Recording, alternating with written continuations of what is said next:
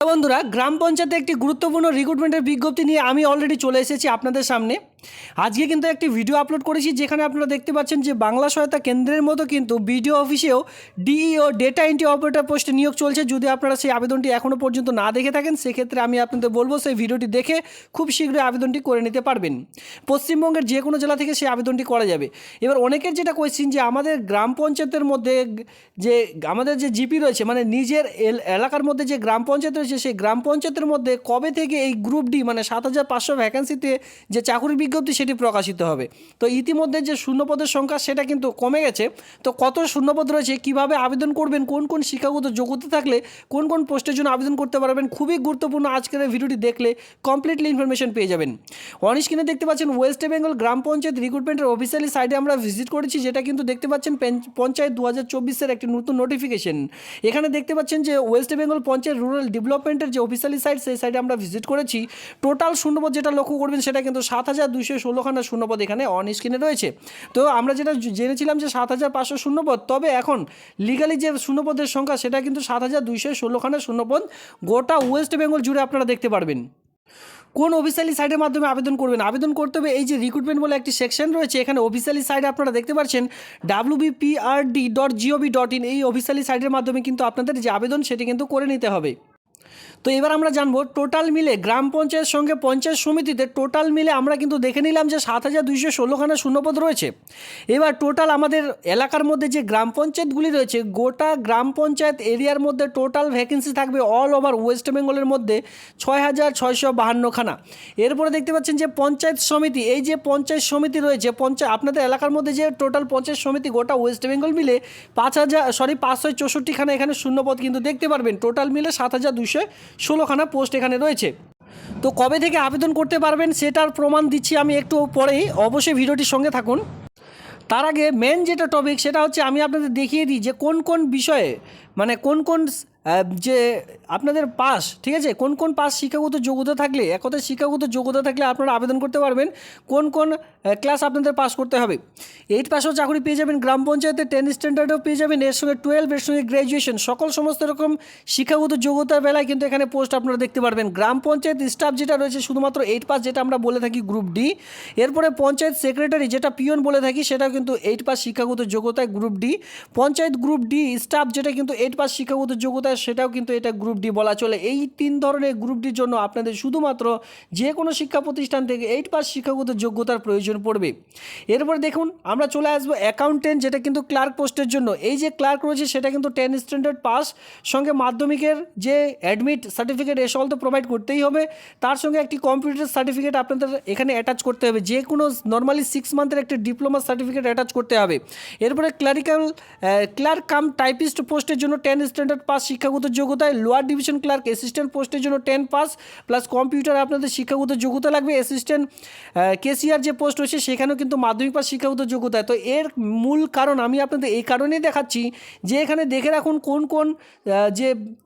কোন এক কথায় কোন কোন পোস্টগুলিতে নিয়োগ করা হচ্ছে। এখানে অন স্ক্রিনে দেখুন কতগুলি পোস্ট রয়েছে, এতগুলি পোস্ট আপনারা দেখে শেষ করতে পারবেন না। এখানে এর সঙ্গে বাংলা সহায়তা কেন্দ্রের মতো যে ডিইও ডেটা এন্ট্রি অপারেটর সেটাও কিন্তু এখানে চলে আসছে। দেখুন অন স্ক্রিনে রয়েছে ডিও, শুধুমাত্র 12 স্ট্যান্ডার্ড পাস শিক্ষাগত যোগ্যতার সঙ্গে কম্পিউটার একটি সার্টিফিকেট, এর সঙ্গে ইংলিশ টাইপিং, সমস্ত রকম পোস্টগুলি এখানে আপনারা দেখতে পাচ্ছেন। শিক্ষাগত যোগ্যতা অনুযায়ী এখানে আলাদাভাবে ভাগ কিন্তু করে দেওয়া রয়েছে। তবে ফি যেহেতু অনলাইনের মাধ্যমে আবেদন করতে হবে wbprd.gov.in, যেটাই কিন্তু যে পঞ্চায়েত সমিতি বা আপনারা বলতে পারেন যে গ্রাম পঞ্চায়েত লেভেলের একটি অফিসিয়ালি সাইট, সেই সাইটে গিয়ে আপনাদের আবেদন করতে হবে। তখনই আপনাদের মেনশন করা থাকবে যখন নোটিফিকেশনটি প্রকাশিত হবে। এরপরে আপনাদের কোয়েশ্চেন থাকতেই পারে যে কবে এটি প্রকাশিত হচ্ছে, সেটা আমি আপনাদের লাইভ প্রুফ দেখিয়ে দেবো কত তারিখে প্রকাশিত হচ্ছে।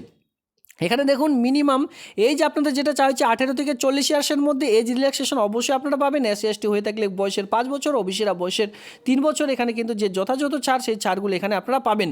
তবে রিটেন এক্সামিনেশন এখানে আপনাদের না হবে। আমি আপনাদের একটু আগেই বা এর আগের দিন আমি কিন্তু একটি ভিডিও দিয়েছিলাম যার মাধ্যমে বলেছিলাম যে এখন থেকে আপনারা অবশ্যই সিলেবাসগুলি কমপ্লিট করে রাখুন, নাহলে কিন্তু পরবর্তীতে পস্তাবেন। কারণ কি এখানে রিটেন এক্সামিনেশনের মাধ্যমে এই সকল চাকুরি এই সকল কিন্তু কমপ্লিট করা হয়ে থাকে। সেক্ষেত্রে রিটেন এক্সামিনেশন কিন্তু আপনাদের খুবই গুরুত্বপূর্ণভাবে আপনাদের সেই সকল সিলেবাসগুলি পূরণ করতে হবে। এবার কোন কোন সিলেবাসগুলি থাকবে এ নিয়ে কিন্তু অলরেডি ভিডিও বানানো রয়েছে, অবশ্যই চ্যানেলে গিয়ে তারপরে কিন্তু সেটি দেখে নেবেন। তো এই ভিডিওটি দেখবার পর আপনাদের অনেকেরই কোয়েশ্চেন থাকতে পারে যে কত তারিখে এই রিক্রুটমেন্টের বিজ্ঞপ্তি প্রকাশিত হচ্ছে, তাই না? তো এখানে আমি আপনাদের অলরেডি দিয়ে দিলাম যে আপনাদের টোটাল যে গ্রাম পঞ্চায়েত এরিয়া পঞ্চায়েত সমিতি বা পঞ্চায়েতের যে নিয়োগটি করতে চলেছে, এখানে টোটাল 7,216খানা শূন্যপদ রয়েছে। তার সঙ্গে এখানে আমি আপনাদের বলে দিলাম যে কোন কোন পোস্টগুলো এখানে থাকছে, সেই সকল আমি আপনাদের একদমই ক্লিয়ার করে দিলাম। এবার আমি আপনাদের দেখিয়ে দিচ্ছি যে কবে এটি প্রকাশিত হচ্ছে। দেখুন, একটি পেপার কাটিংয়ের মধ্যে এটি প্রকাশিত হয়েছিল, যে আপনারা সকলেই জানেন এটি নিয়ে আমি ভিডিও দিয়েছিলাম। টোটাল 7,216টি শূন্যপদ নিয়োগ যে ছাড়পত্র মন্ত্রিসভার, ঠিক আছে। এখানে কি বলা হয়েছে যে 7,216টি টোটাল শূন্যপদ কিন্তু এখানে রাখা হয়েছে। সেক্ষেত্রে আপনারা পঞ্চায়েত স্তর এবং কি পঞ্চায়েত সমিতি স্তরে টোটাল মিলে এই সকল মিলে টোটাল মিলে 7,216খানা শূন্যপদ আপনারা দেখতে পারবেন, যেটা কিন্তু পঞ্চায়েত স্তরে থাকবে 6,652খানা। এর সঙ্গে পঞ্চায়েত সমিতির স্তরে থাকছে 564খানা পদ। এই সকল পদ আপনাদের খুব শীঘ্রই যে কেন্দ্রীয়ভাবে স্বচ্ছতাভাবে, ঠিক আছে, যার সাহায্যে একেবারে কেন্দ্রীয়ভাবে স্বচ্ছতাভাবে এই যে নিয়োগের প্রক্রিয়া সেটা কিন্তু সম্পূর্ণ করানোর জন্য জানা গিয়েছে। এই থেকে বলা হয়েছে তো এ নিয়ে কিন্তু অলরেডি মন্ত্রিসভা, যেটা আপনারা সকলেই জানেন যে নবান্নে কিন্তু এ নিয়ে অলরেডি তোড়জোড় চলছে, যেটা কিন্তু খুব শীঘ্রই মানে এ মাসের শেষের দিকে সম্ভবত প্রকাশিত হওয়ার কথা রয়েছে। যদি আপনারা কেউ এই যে পঞ্চায়েত সমিতির আবেদনগুলি করতে চান, আমি যে সকল সিলেবাসগুলি দেখিয়ে দিলাম এই সকল সিলেবাস এখন থেকে কমপ্লিট করা শুরু করে দিন। কারণ কি এই মাসের শেষের দিকে যদি এই আবেদনটি শুরু হয় তাহলে কিন্তু আর আপনারা কিন্তু হাতে কিন্তু বেশি সময় পাবেন না। সেক্ষেত্রে খুব শীঘ্রই এই যে আবেদনটি কিন্তু খুব মানে যে সিলেবাসটি রয়েছে সিলেবাসটি কিন্তু খুব শীঘ্রই আপনারা কমপ্লিট করার চেষ্টা করবেন। আর এখানে এও বলে দিলাম, এখানে কিন্তু অলরেডি বলা হয়েছে মন্ত্রিসভায়, যেটা কিন্তু নবান্নে অলরেডি এ নিয়ে তোড়জোড় শুরু হয়ে গেছে। আর এ নিয়ে অলরেডি আপনারা জানেনই যে অনলাইনে আবেদন করলে সাইটের প্রয়োজন হয়, সেই সকল সাইট কিন্তু মেনটেন্যান্সের ইতিমধ্যে কাজ চলছে। যখন মানে হঠাৎ করে দেখতে পারবেন যে এই যে আবেদন এটি কিন্তু অলরেডি শুরু হয়ে গেল। তো এইভাবে করে যখনই শুরু হবে স্টেপ বাই স্টেপ কী করে আবেদন করবেন এই সকল নিয়েও কিন্তু আমরা অলরেডি ভিডিও বানিয়ে দেবো, যাতে করে আপনারা বাড়িতে বসে নিজ মোবাইল ফোন থেকেও আবেদনগুলি করে নিতে পারেন। তো এই হচ্ছে আজকের এই ভিডিও। যারা এই যে রিক্রুটমেন্ট মানে গ্রাম পঞ্চায়েত ভিত্তিক রিক্রুটমেন্টের জন্য বহু প্রতীক্ষায় ছিলেন, অবশ্যই 2024 সালে প্রকাশিত তো হবেই। সেক্ষেত্রে আমি আপনাদের অগ্রিম জানিয়ে দিলাম যে কিভাবে আবেদন করবেন, বয়স কাঠামোর সঙ্গে সিলেবাসের সঙ্গে বেতন কাঠামো সমস্ত রকম উল্লেখ অলরেডি করে দিলাম। তো ভিডিওটি দেখবার জন্য ধন্যবাদ।